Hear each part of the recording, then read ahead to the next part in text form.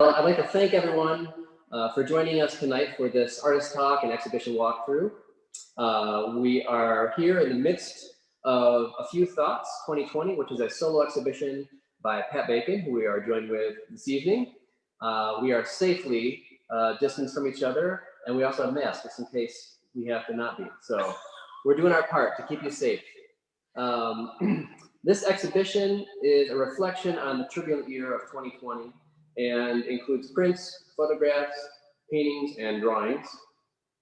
And a little bit about Pat. She received degrees from Nazareth College, SUNY Oswego, and Visual Studies Workshop. She also taught art at SOTUS, or in SOTUS, New York, for 33 years. I first met Pat when I was going to school to be an art teacher. I was doing my student teaching locally here in Mid-Lake School District, which is just a couple miles down the street. And my cooperating teacher at the time, Mary Quinn, was out for the day. Pat was a substitute teacher. And we talked, while we were there together, and talked about art, talked about teaching. I remembered that conversation that I had with her then. She was just kind of doing that as a retired teacher, as something, to do. I think she used the term. I was waiting for my second life to start. I think she used the term for a little extra scratch, so. Yeah. But I remember, talking with her because my paintings were up in the classroom, and she talked about the importance of, being a working artist while teaching art. And I know from later conversations with her as time went on that that's something that she believed in doing herself.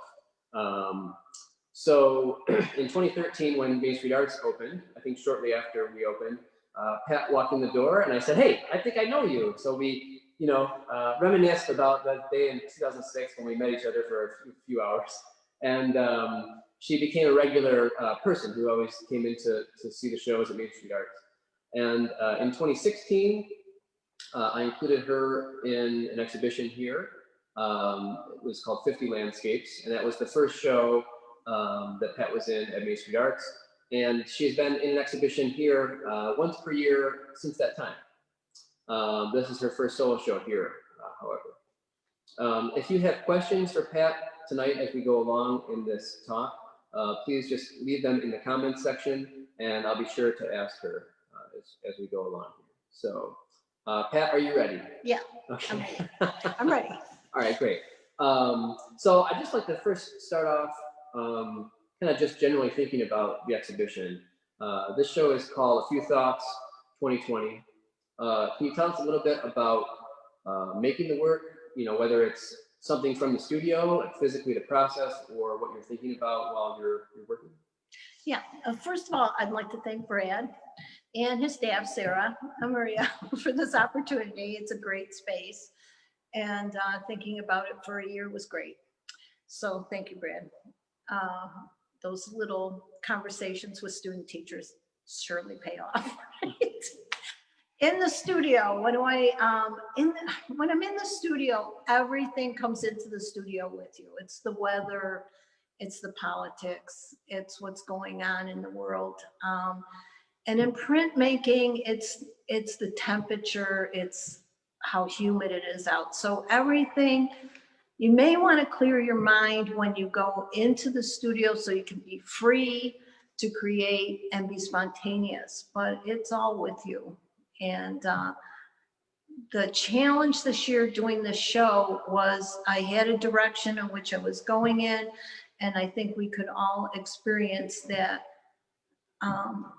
The year started off where we had weekly traumas, and then it seems daily traumas now. So that bumps you off in your studio practice. You go in with a direction and a feeling, and then the whole atmosphere around you starts to change, and it changes your work. So seeing the work up on the wall, a lot of the pieces that are on the wall, there might be 10 similar pieces back at the studio, and these are ones that I chose for the show.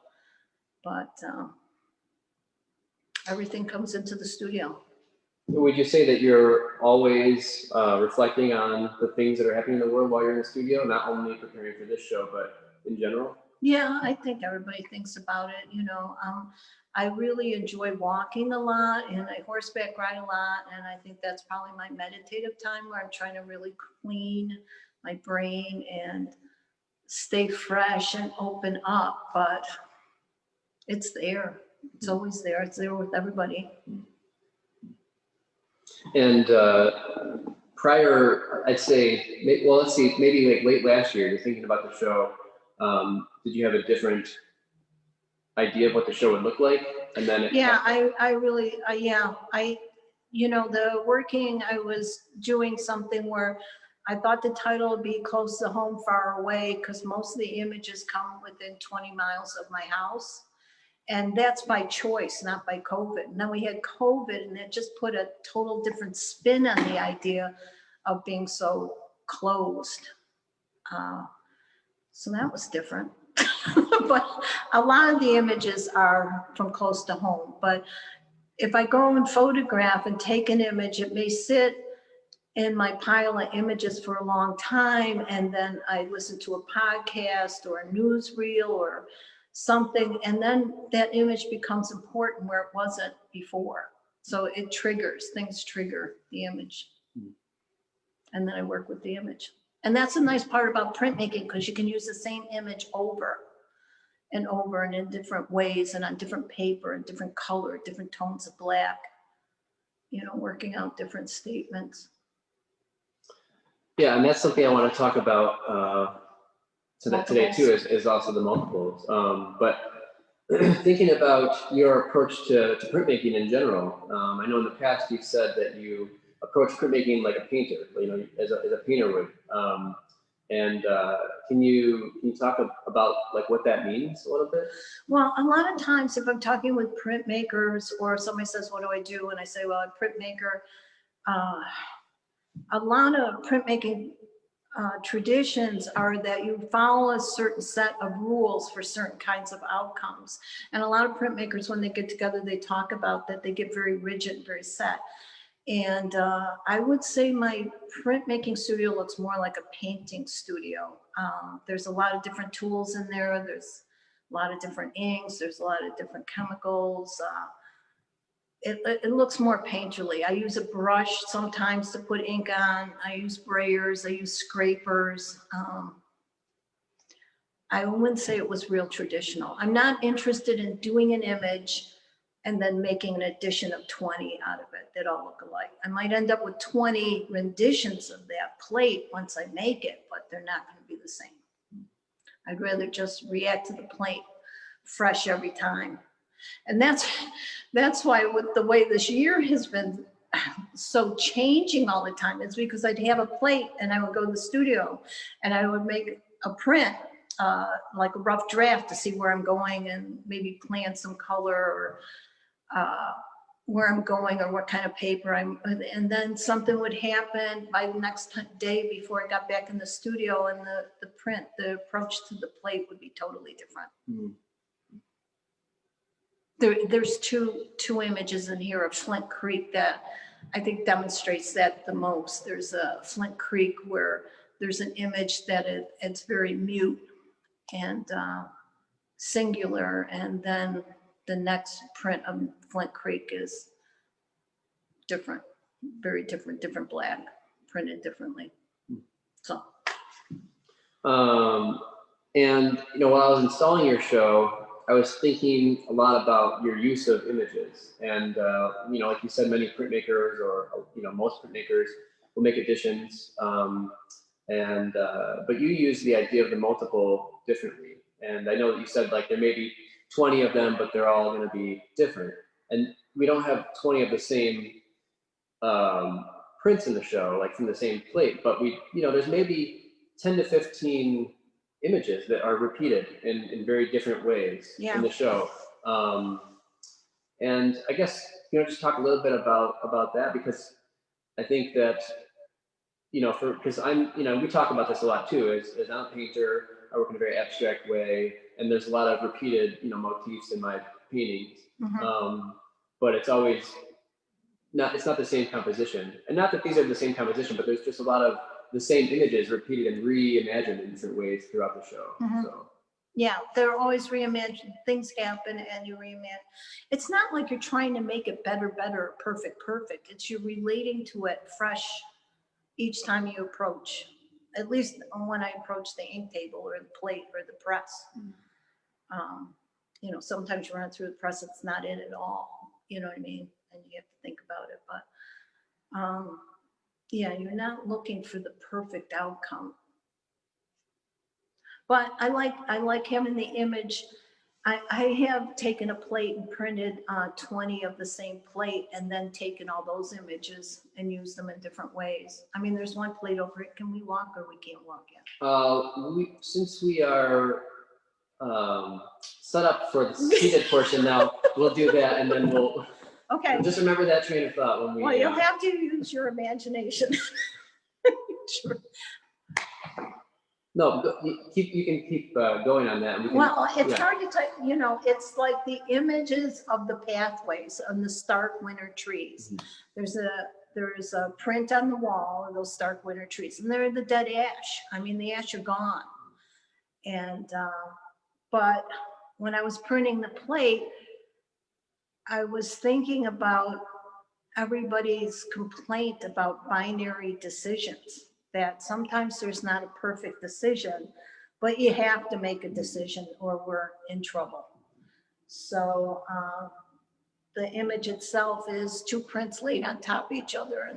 And I was trying to create a binary image from that plate, but then I used the same plate to do some of the bowls. Yeah, some of the three-dimensional stuff. You can see one of those behind me here. So that's the same image as the one that she's talking about. Right. Actually, we could do something real high tech and just swivel this. Let's just see. People can see the print you're talking about. Or I can run over and whip it off the wall. No, you want me to whip it off the You can wall? kind of see it there in the middle. You can see it there in the middle. And it's looking down the Pathways Trail, which is a local trail system here. But it's printed on two transparent pieces of Gampi and overlaid, so the paths are crossing. But then using the same image in the bowls really came about when I was walking in the woods in the winter in February, and then coming home and seeing Australia on fire. They were just so dramatic. And there's some fabulous printmakers in Australia that I follow. And that fire really impacted their work, obviously.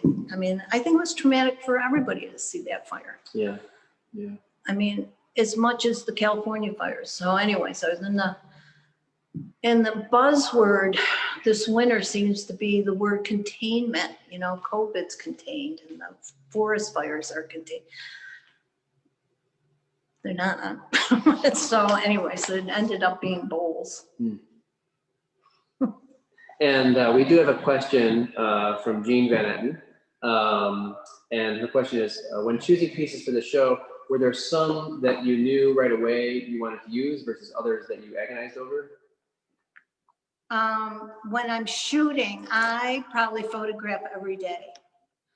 So there's a lot of images just banked. And a lot of when I'm shooting, it's not the photograph, it's the act of photographing, the act of focusing, of memorying, of taking it in, the smell, the color. Which I keep talking about color, and then you come to the show, it's black and white, but the black has a lot of color. You're taking in that experience, and it's a record. And sometimes the image actually becomes a plate, but there's also an experience thing of looking through the lens, and once it's recorded, it's there. Sometimes I don't even go back to it. I know it. I just know it because the act of photographing it focuses you so much that, you know, you have it in your memory. It's in your memory bank and you can draw on it when you want it. So then it's just remembering what it was like when you were taking that photo, what you're experiencing, and then that might pique your interest more for that image. I want to go back to that image. Yeah, and then it gets triggered. It's like when we talked about the scale on these three pieces, and that was intentional. Those three pieces always, they were taken at different times. The images were taken at different times, but I always knew they meant to be together, or at least in this exhibit. Right. And that they would be two different scales. I knew right away they'd be two different scales. These are the 3 images that she's talking about here too. So, and we'll look at those more closely.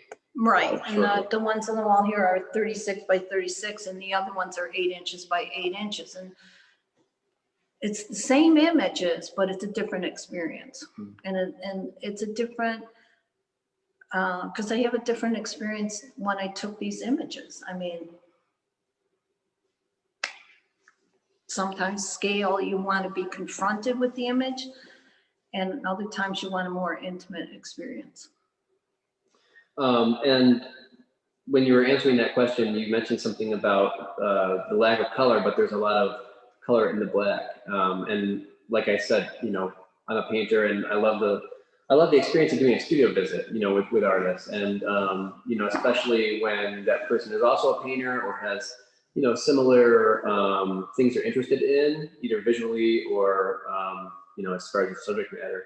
And you and I have a lot of things in common in our approach to making work, or what we're after. And so I really enjoy the richness that you can get from a black. You know, there's not one black that's just the black that I use. It's you know. So can you talk a little bit about that? And because I think that also kind of goes into the way you approach more like a painter, right? Right, I think so, because the black, you know, I mean, simplistically, you could say there's warm blacks and cold blacks, but it's more diverse than that. It's the black has to speak, you know, and you just using black and white primarily, it focuses the statement, you know. I mean, if you throw red in there or you throw yellow in there, it's going to move the conversation in a different direction. And I'm not saying I'm not going to use color or don't have color, but when I'm primarily working with black, I want to focus in on that statement. I want that feeling that black can give you. Yeah, and there's a lot of nuance that will be lost this evening when we start to take the walkthrough here, because you know, the camera can only pick up so much. But when you're here, you can really see, especially if you're looking at maybe 2 pieces side by side on the wall, and one of them has a lot of blue in it, whereas the other has a lot of red or yellow mixed into the black. You can really see the difference. Whereas if you're seen separately on their own separate white wall, you know, it may not come across the differences, but it really, you know, lends itself to casting you know, a different mood over top of the image. Right. You know, I'm real appreciative of the show, and that we can have this technology to at least experience this way. But I got to say, it's a very different show in person. You know. Yeah, and that's something I should have mentioned earlier too, is that, you know, even though we're not able to do, you know, our typical reception, we are available by you make an appointment on our website, mainstreetartscf.org, and we're open 11 to 6 Tuesday through Saturday, so you can make an appointment that way and see the show. So I definitely encourage you to see it in person, but we'll also be launching a interactive version of the show as well next week, and we'll post about that when it's live. But that'll be your way to kind of scroll through and experience the show the second best way. So, yeah. It is what it is. Yeah. So, well, what do you think? Would you like to? We're going to try take this. take a walk and talk. Yeah. Okay. Right, so, text in if you're getting seasick. Yeah. So the people at home can't see the way this is set up, but there are rubber bands involved. So MacGyver was in. Yeah.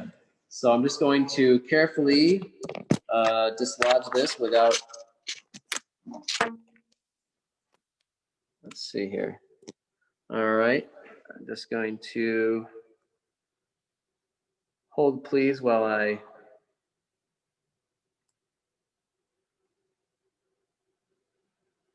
Let's see here. I feel like I should be tap dancing.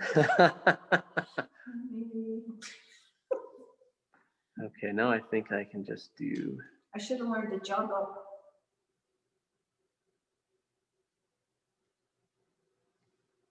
Okay, now I think we are live here. Let me just. Okay, now we're good. I sure hope so. If we're not, somebody tell me. Let's look at this. Yeah, let's look at some work. All right. Let's go to binary because we talked. Sure. About that, Sure. and it's like shooting in the dark here. But not really. The gale was very well lit.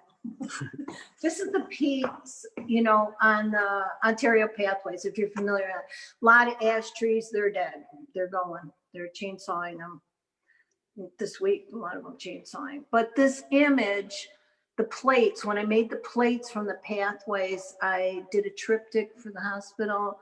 This one, you can see the crossing over, and it was all, you know, I got the plate back out when I was listening to people talk about binary decisions, and I'm tired of that conversation. It is a binary decision. Make a decision. So anyways, that's how that plate came about. But prior to that, the prints were used on the baskets dealing with Australia fire.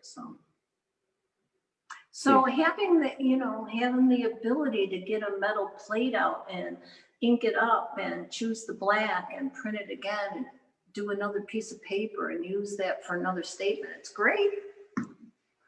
And we'll give a little sense of the show here. I'm trying to make anyone seasick. But one of the things I love about your work, Pat, is, you know, that you're not afraid to tear things up. You know, this is torn up and turned upside down, you know, so there's a lot of collage elements in some of this work. And then the separation of the picture plane, you know, like just totally disrupting that in different ways. And that's done through that first piece we just looked at that's laid next to each other. And this one is actually two different plates that were printed together, right? Yeah. So. Yeah, they're two different plates. It's called Chaos. I really like this plate because I like all the values in the back. I just found them real exciting. And I printed this plate a lot. These two plates, they either bumped together, overlapping, gapped. I don't know, it just really speaks to me. I like the energy. So it works for me. Yeah, we have the drawing that this came from in the show as well, which we'll see down the wall here. So we'll keep walking down, see a little bit more of the show. And maybe we can just stop here because we talked about the three images here on the wall and that they do exist elsewhere in the exhibition too. Right, and that's what we were talking about, scale and the scale. You know, sometimes I want the image to be a little more confrontational, and I think scale has a lot to do with that. You know, if you're given the luxury of space to exhibit your work, go big. You know, yeah. I mean, just go big. And so on the opposite side of the gallery here, we've got the same three pieces, or the same three images, yeah, it's the same but thing. different pieces. Right. Can you tell everyone? Probably from the same photographs. These are 8 by 8. I did conceive these of being on the wall together. For some reason, they look like they're supposed to be together to me. But it's a more intimate size or scale. And these are the, you know, prints that you've pulled, the photogravure prints. And then how did the other larger ones come to be? And the photogravure doesn't look like this. It's a paler version. And then I take it and I either re-photograph it, scan it, and then it's printed on an inkjet printer. So the larger ones are inkjet prints, and then they have cold wax and oil paint on top of them. So they almost feel like oilcloth. Yeah, it definitely transforms from regular paper. Right. You know, it's a different statement because it has more of a surface texture to it and a sheen to it because it has wax. Right. And there's more color. And I guess some other pieces that are maybe less typical, maybe we could go over and talk about some of these here. So this series of work here are not photogravure prints at all, right? No, these are photographs to inkjet to UPO paper. It's a polyester paper, and the ink does not set. The ink is fluid when it comes out of the printer, and I can move it. And So I have the image, and then it comes out on the paper, but the ink is not set. It's very transient. And you know, when I started using inkjet, 20 years ago was an inkjet start? Anyways, ink was very transient. You could move it just by spray bottled water. And then I used to use all sorts of household cleaners on it, but they've gotten better making inkjet, so you can't destroy the ink.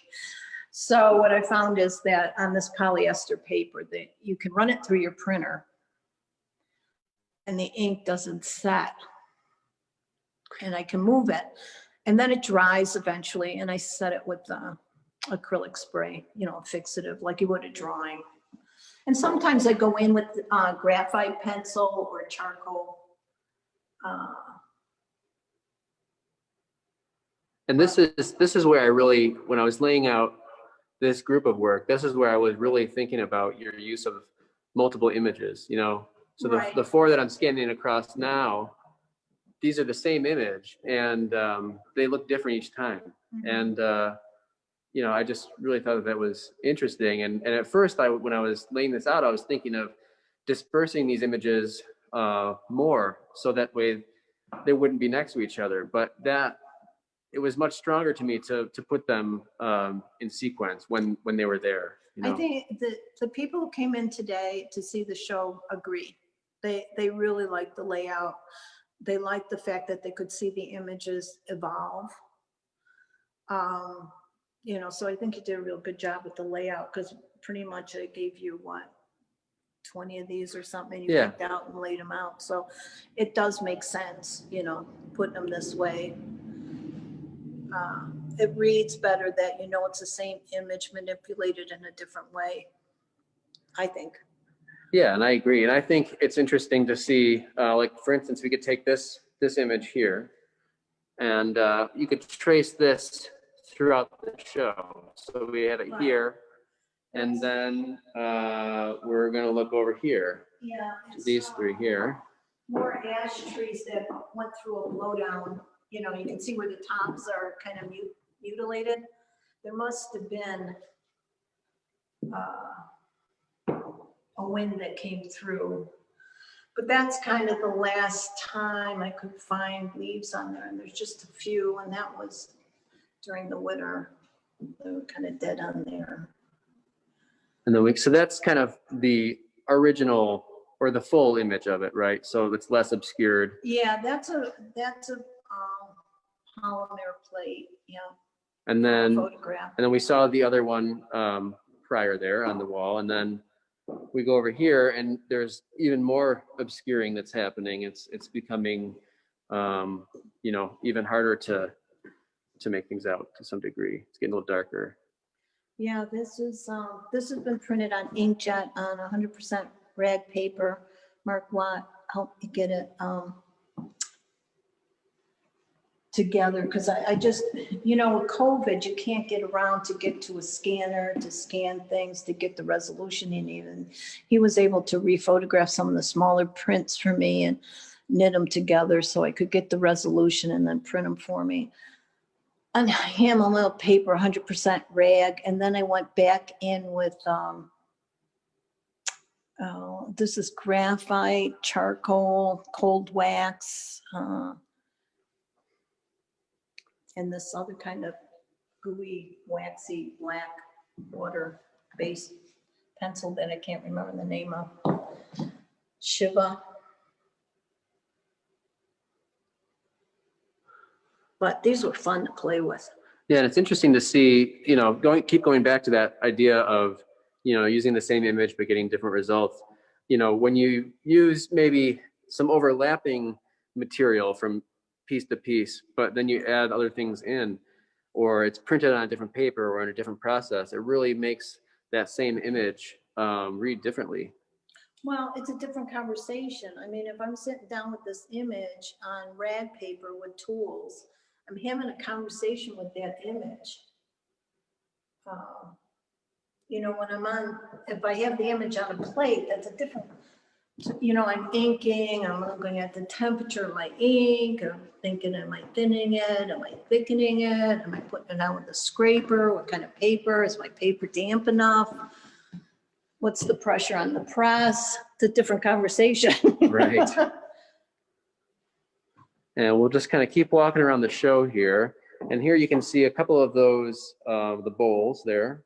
And that's when you're talking about containment, right?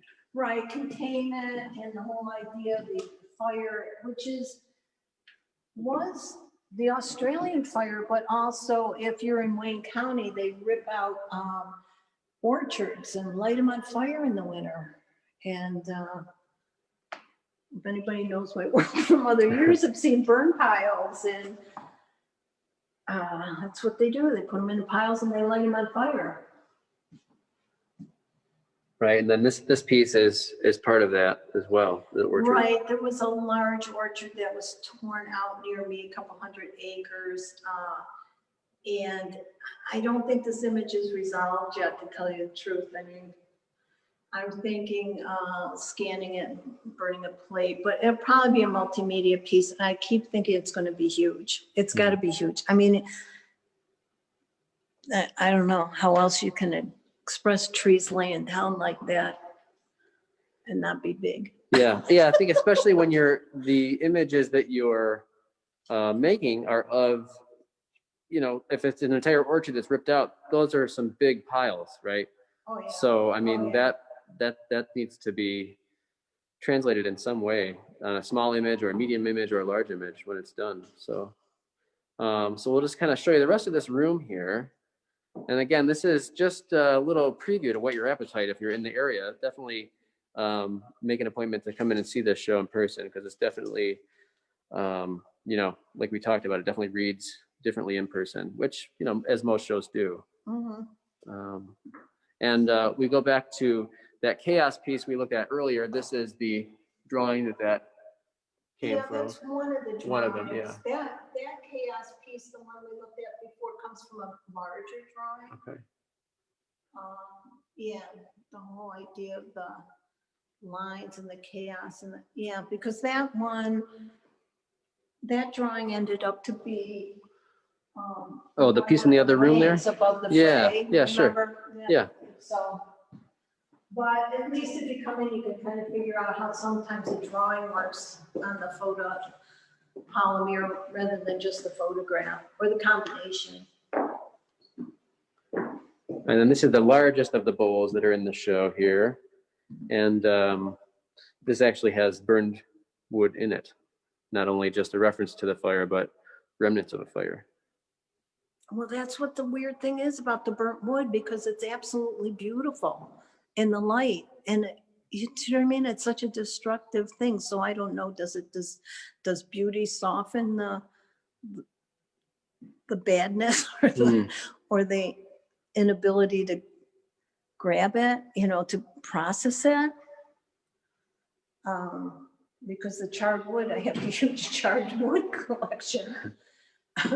No, I mean, there's definitely something beautiful about fire in a controlled sense. And it's difficult to deal with when it's not controlled, right? Right. So. Well, don't we all like sitting around the campfire? Right. I mean, there's just something human about it.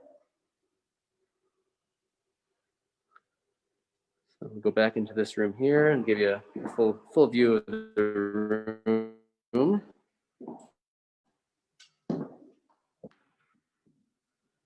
And we can go over and see this piece that we talked about when we were looking at that other chaos drawing. Yeah, this is a double print. It's the wings are behind is a photogravure, and then the front is a photogravure. So it's it's two prints layered on top of each other. Which is, real transparent.